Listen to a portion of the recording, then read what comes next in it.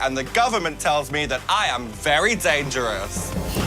We have people with microphones who can come around to... They might not work. They're going right now, they might not Oh, we work. got one. This lady up front was the first one to put her hand up, I swear, so I'm going to go with her. But I'm definitely going to get Two people for all two. the way in the back, too. So, I love all of the panelists here, but I would have loved it if you had also had Chris here, because this question is kind of for the two of you. Chris Terrio. Yes, Chris Terrio. So, Yeah. I will anyway. be here tomorrow. Oh, you're not but- coming tomorrow? Okay, well, I'll relate it to him then. But Go ahead. I would be really interested to know more about the creative collaboration between the two of you as it applies to the political intrigue of this story, because it's so pervasive and multifaceted. False flag operations, retaliation against whistleblowers, and in particular, the use of a false testimony as a propaganda tool to fan the flames of conflict. In this case, it's between two superheroes and not two countries or political forces.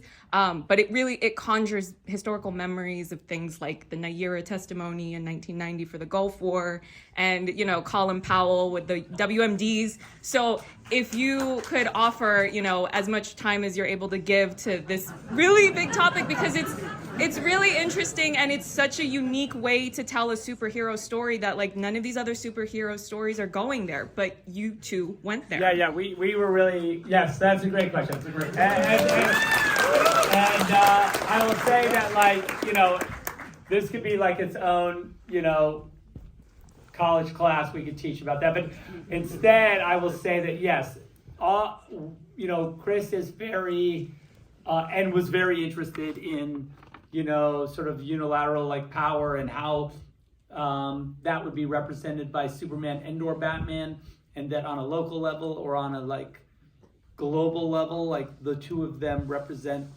kind of two tips of the spear in those two different arenas, and how on a micro level, Batman is sort of affecting policy on the streets, a lot of street level, and Superman can be affecting policy on a global level.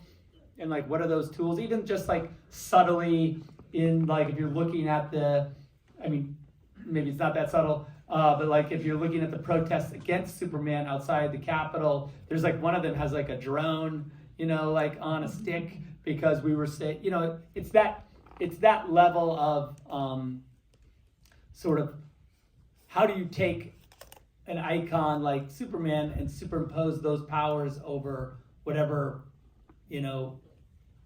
the implications are of someone who's able to, say, manipulate world events in the way that he could.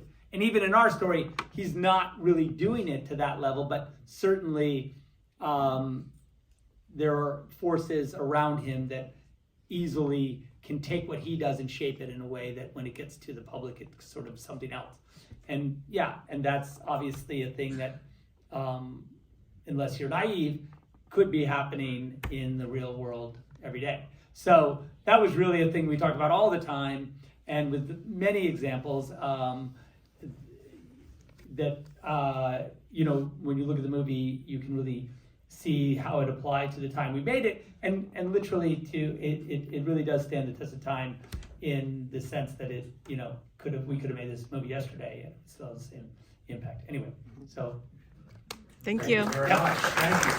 Designer white shirt in the middle, all the way up top there.